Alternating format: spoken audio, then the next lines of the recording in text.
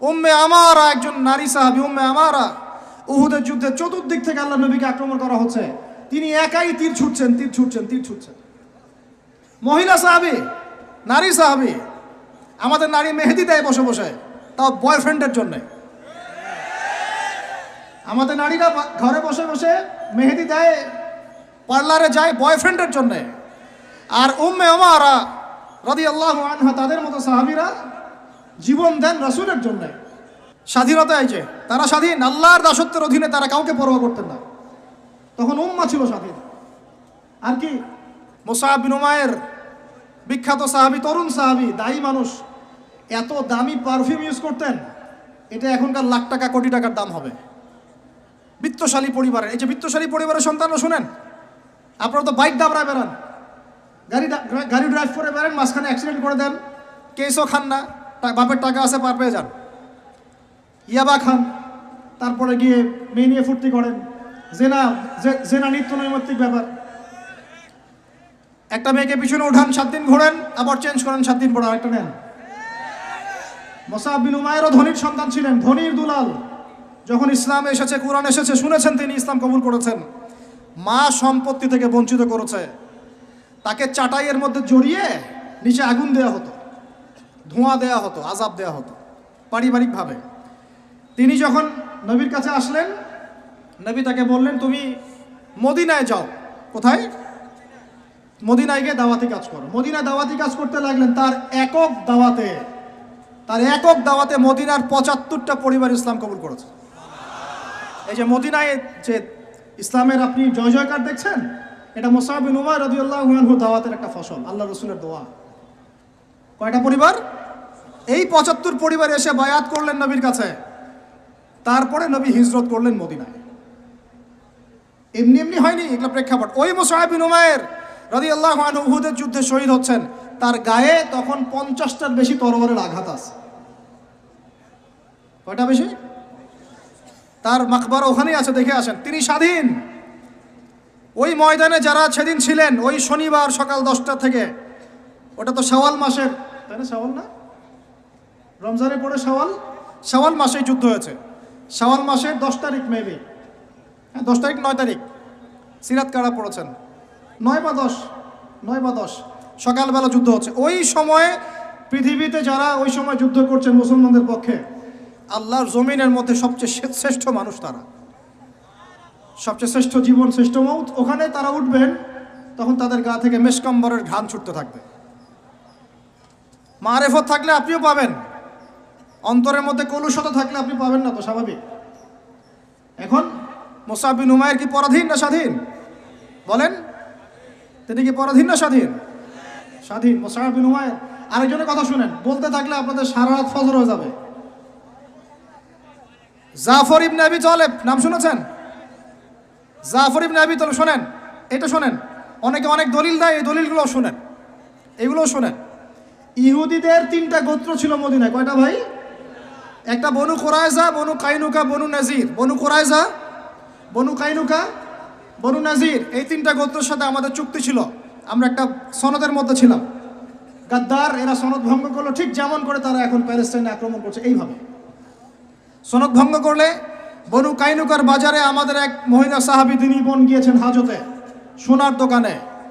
ইহুদি তাকে বলছে নিকাব খোলো, সে নিকাব খুলবে না। ইহুদি দুষ্ট, ষড়যন্ত্র করে তার কাপড়ের একটা অংশ রশি দিয়ে গিট বেঁধে দিয়েছে। আমাদের দিনী বোন উঠতে গিয়েছেন, সদর একটু খুলে গেছে, নাউজুবিল্লাহ। চিৎকার করে উঠেছেন। পাশে ছিলেন এক আমাদের আনসারী সাহাবী, আওয়াজ শুনেছেন। সেই আওয়াজ শুনে এক মুহূর্ত দেরি করেন নাই, মদিনায় ফিরে এসে নবীর কাছে পারমিশনও চান নাই। বুঝেন, দলিল বুঝেন। তিনি এক মুহূর্ত দেরিও করেন নাই, মদিনায় ফিরে গিয়ে নবীর কাছে পারমিশনও নেন নাই। তার কাছে একটা খোলা তরোয়াল ছিল, বের করেছেন, এই ইহুদির গর্দানে একটা কোপ দিয়ে গর্দান নামাই দিয়েছে। সাহসীদের মতো বলেন আল্লাহু আকবার। বাস বাস বাস বাস বাস, আমি টপিক হারাই ফেলব। বাস বাস ভাই, বসেন বসেন বসেন বসেন, আমি টপিক হারাই ফেলবো।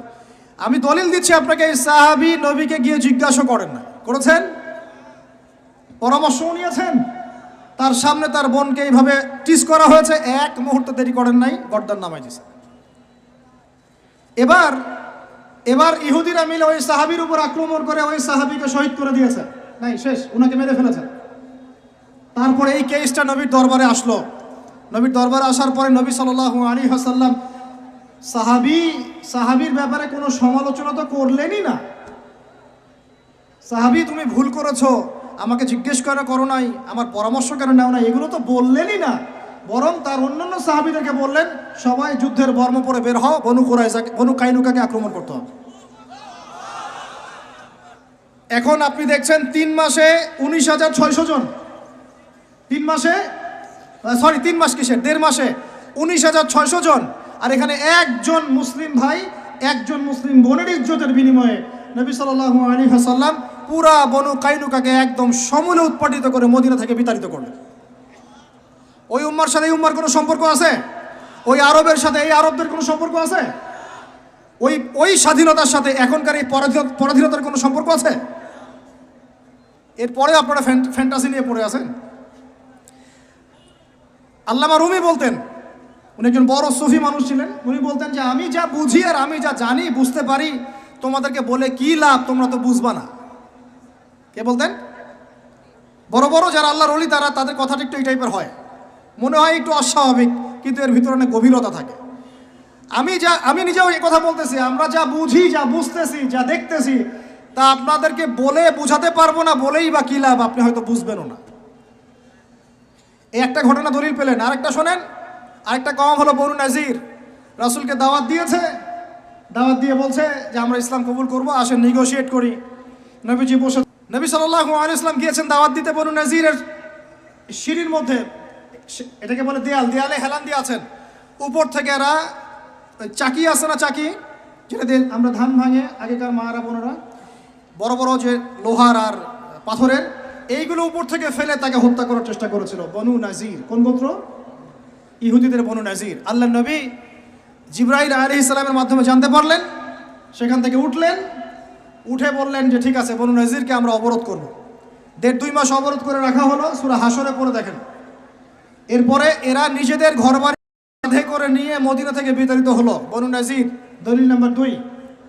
3 বনু কুরাইজা, বাকি আছে শুধু একটা, এখন বনু কুরাইজা। বনু কুরাইজাকে বলা হয়েছে আমাদের সাথে থাকবে, অন্যদের সাথে যাইতে পারবো না। Okay fine. খন্দকের যুদ্ধে 10,000 সেনাবাহিনী নিয়ে আবু সুফিয়ান আক্রমণ করেছে মদিনা, অবরোধ করে রেখেছে। এই সুযোগে বনু কুরাইজা কুরাইশদের সাথে মিলে আমাদের সাথে গাদ্দারি করল। আল্লাহ নবী যুদ্ধ শেষ করে বনু কুরাইজায় গিয়ে কেউ আসরের নামাজ পড়বা না, ওদের সাথে গিয়ে মীমাংসা করতে হবে। তারপরে ওখানে গিয়ে ওদেরকে অবরোধ করা হলো। সাদ বিন মুআজ রাদিয়াল্লাহু আনহুর হাতে এই বনু কুরাইজার একজন বালেক যারা ছিল, এদের সবার গর্দান নামানো হয়েছে। এটা বনু কুরাইজা, বনু কাইনুকা, বনু নাজির, 3টা বড় বড় গোত্রের সাথে আমাদের যুদ্ধ হয়েছে নবী জীবিত থাকাকালীন। কি কি ইস্যু নিয়ে দেখেছেন। আর এখন আপনি দেখছেন বিগত 100 বছর, 1914 থেকে 2023 পর্যন্ত মার তারা দিতেই আছে, মুসলমান খাইতেই আছে। 4বার বড় বড় যুদ্ধ হয়েছে। যুদ্ধ এই 4টাতে মুসলমানদের মোটামুটি পরাজয়। এখন মোটামুটি 78 থেকে 80% জায়গা ওদের। এখন কি নতুন করে এই জিহাদটা ওখানে ফরজ হয়েছে, না আগে থেকেই ছিল? ওদেরকে বের করে দেওয়ার পর, 3টা গোত্রকে বের করে দেওয়ার পর খায়বারে তারা কিছু বাকি ছিল। আলী রাদিয়াল্লাহু আনহু হাতে পতাকা দিয়ে বললেন, খায়বারে যাও, আক্রমণ করো, এই নাইম দুর্গ তুমি জয় করবে ইনশাআল্লাহ। খায়বারের মারহাব ছিল একজন বীর, ইহুদি বীর, একাই 10 জনের সাথে লড়তে পারে। আলী ইবনে আবি তালেবের তরবারের আঘাতে ওর মাথার উপর থেকে তরবাল গিয়ে এইভাবে বসে গেছে মাটিতে, মানে দেহটা এইভাবে দ্বিখণ্ডিত হয়ে গেছে। ওদেরকে তারপরে বের করে দেওয়া হয়েছে। তারপর নবী সাল্লাল্লাহু আলাইহি ওয়াসাল্লাম বলেছেন তার ইন্তেকালের কয়েকদিন আগে, যে আমার ইন্তেকালের পর তোমরা বাকি যে অবশিষ্ট যারা আছে এদের সবাইকে জাজিরাতুল আরব থেকে বের করে দিবে। কে বলেছেন এটা বলেন? এখন তারপর ওমর রাদিয়াল্লাহু আনহু ওটা জয় করেন, আমাদের আন্ডারে থাকে। 1099 সালে ক্রুসেডাররা গিয়ে ওটা আবার দখল করে। তার মোটামুটিভাবে 80 থেকে 90 বছরের মধ্যেই 1176 নাকি 87, 1176 1176-এর দিকে আইয়ুবী রাহিমাহুল্লাহ গিয়ে সেটা আবার জয় করেন। তারপরে আবার ওখানে লড়াই হয়েছে, তারপরে আবার গিয়ে আপনার মামলুকদের ভূমিকা আছে, জেঙ্গিদের ভূমিকা আছে, তুর্কিদের ভূমিকা আছে, ওসমানীয়রা আবার দখল করেছে। এই সিলসিলা চলতে চলতে 1914 সালে গিয়ে তারা এই ব্রিটেনের সহযোগিতায় এই জায়গাটা দখল করেছে। কত সালে? এই তো 1914 সালে। দখল করার পর থেকে এখন এই বিগত 100 বছরে ওখান থেকে তারা বিশ্বের সব নিয়ন্ত্রণ করা শুরু করেছেন। জায়গা দখল থেকে শুরু করে মুসলিম ভাইদেরকে দমন, আমাদের বোনদেরকে ধর্ষণ, শিশুদেরকে হত্যা, জমি উপড়ে ফেলা, কি না করেছে। এখন তারা ওখানে দাজ্জালের শাসন প্রতিষ্ঠা করতে চাচ্ছে। এরাই তারা যারা দাজ্জালকে নিয়ে বিশ্বকে শাসন করবে। শেষ জামানার দাজ্জালের কনসেপ্ট না জানলে আল্লাহর কসম আপনি ওয়ার্ল্ড অ্যাফেয়ার্স বুঝতে পারবেন না।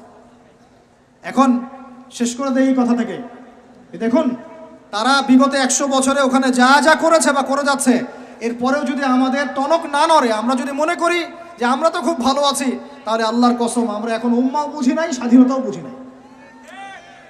আমাদের সবাইকে বুঝতে হবে পুরো মুসলিম উম্মা একটা দেহ।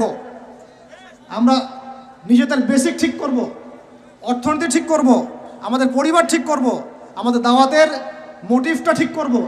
এই ইস্যু পাগল জাতি হব না, মূল জায়গায় থাকার চেষ্টা করবো ইনশাআল্লাহ। আস্তে আস্তে সেই প্রজন্ম আসবে ইনশাআল্লাহ। আমি না পড়ি, আপনি না পড়েন, আমাদের পরের জেনারেশন পারবে ইনশাআল্লাহ, বা তারপর একদিন না একদিন বাইতুল মুকাদ্দাসে আমরা নামাজ পড়বো ইনশাআল্লাহ। বাইতুল মুকাদ্দাসে সালাত আদায় না করা পর্যন্ত আমাদের শান্তি নাই। বাইতুল মুকাদ্দাস বিজয় না হওয়া পর্যন্ত এই মুসলিম উম্মার ঘুম নাই। কারণ তারা মুসলিমদেরকে ঘুমাতে দিবে না। তারা মুসলিমদেরকে ভাগ করে ফেলবে, বিভিন্ন মতবাদে ভাগ করে ফেলবে। তারা মুসলিমদেরকে স্যাংশন দিবে, অর্থনৈতিকভাবে পঙ্গু করে ফেলবে, মিডিয়া নিয়ন্ত্রণ করে ফেলবে, ওরা টেকনোলজি নিয়ন্ত্রণ করবে। মুসলিমদেরকে তারা দাঁড়াতে দিবে না যতক্ষণ পর্যন্ত বাইতুল মুকাদ্দাস পাচ্ছেন না। আর এখন এই ইস্যুগুলো নিয়ে কথা বললে মুসলমানদের মধ্যে এক শ্রেণীর মোনাফেক তারা আমাদের বিপক্ষে কথা বলা শুরু করে। এই জাতির এখন চিনতে আশা করি বাকি নাই যে মুসলিমদের মধ্যে কত মুনাফেক ঢুকে গেছে। কোনো দলের সাথে আমাদের কোনো দ্বন্দ্ব নাই, আমাদের দ্বন্দ্ব হচ্ছে কথিত মুনাফেকদের সাথে, যারা এই চলমান সংকটের মধ্যেও মুসলমানদের পক্ষে না গিয়ে জালেমের পক্ষ নিচ্ছে। এই চলমান সংকটের মধ্যেও মাজলুমদের পক্ষ না নিয়ে যারা জালেমের পক্ষ নিচ্ছে, এদের সাথে আমার কোনো সম্পর্ক নাই, আপনাদেরও সম্পর্ক থাকার কথা না, এই উম্মারও সম্পর্ক নাই। আল্লাহর কসম ইনশাআল্লাহ আমাদের সন্তানদের হাতে বাইতুল মুকাদ্দাস বিজয় হবে ইনশাআল্লাহ। এখন আপনি আমি সেই দায়িত্ব পালন করবো কিনা সেটা আমাদের বিষয়। আমাদের কর্তব্য কি সেটা আমাদের বুঝতে হবে। এইসব ফ্যান্টাসি বন্ধ করেন, এইসব উপরি স্লোগান বন্ধ করেন, এবং আই ওয়াজ শোডাউন সব বন্ধ করেন। সবাই 5 ওয়াক্ত নামাজি হয়ে যায়, আল্লাহ তৌফিক দান করেন। সবাই মিলে তাহাজ্জুদ গুজার হয়ে যায়, আল্লাহ তৌফিক দান করেন। আল্লাহ পাক সবাইকে হালাল খাওয়ার তৌফিক দেন। সবাই অর্থনীতি ঠিক করে ফেলাই, সবাই দাওয়াতের মেহনতে লেগে পড়ি। আল্লাহ যাকে যা দিয়েছেন তাই দিয়ে দিনের খেদমত করেন। এক ভাইকে আল্লাহ পাক টাকা দিয়েছেন, টাকা দিয়ে করেন। জমি দিয়েছেন, জমি দিয়ে করেন। জ্ঞান দিয়েছেন, জ্ঞান দিয়ে করেন। আপনাকে আল্লাহ পাক মসজিদ মাদ্রাসা দিয়েছেন, তাই দিয়ে করেন। যৌবন দিয়েছেন, যৌবন দিয়ে করেন। লিখতে পারেন লিখেন, বলতে পারেন বলেন, চিন্তা করতে পারেন করেন। যা আপনাকে আল্লাহ দিয়েছেন তাই দিয়ে দিনের খেদমত করেন। আল্লাহ পাক আপনাদের সবাইকে তৌফিক দান করেন, আমিন। আর শেষ কথা হচ্ছে এই যে উম্মার কথা আমরা বললাম, আমরা এখনো পুরোপুরিভাবে ওই কুফারদের নিয়ন্ত্রণ থেকে এখনো বের হতে পারি নাই। যদি বের হতে চাই, আল্লাহ পাক আমাদেরকে অবশ্যই রাস্তা দেখাবেন ইনশাআল্লাহ। যদি আমাদের নিয়াত ঠিক থাকে, ইখলাস ঠিক থাকে, প্রচেষ্টা ঠিক থাকে, এবং আমাদের মানহাজ কর্মপদ্ধতি ঠিক থাকে। আল্লাহ রাব্বুল আলামিন আমাদের সমস্ত তরুণ ভাইদেরকে কবুল করেন, আমিন। আর এই সবগুলো কথা আপনি বুঝবেন জুমার দিন সূরা কাহাফ তেলাওয়াত করলে ইনশাআল্লাহ। এই জুমায় যে আমলগুলোর কথা বলেছি এর সাথে সূরা কাহাফ অ্যাড করে নেবেন। সূরা কাহাফ না পড়ে জুমার দিন কেউ শেষ করবেন না। আল্লাহ রাব্বুল আলামিন আমাদের সবাইকে এই উম্মাহকে পরিপূর্ণরূপে স্বাধীন করার তৌফিক দান করেন।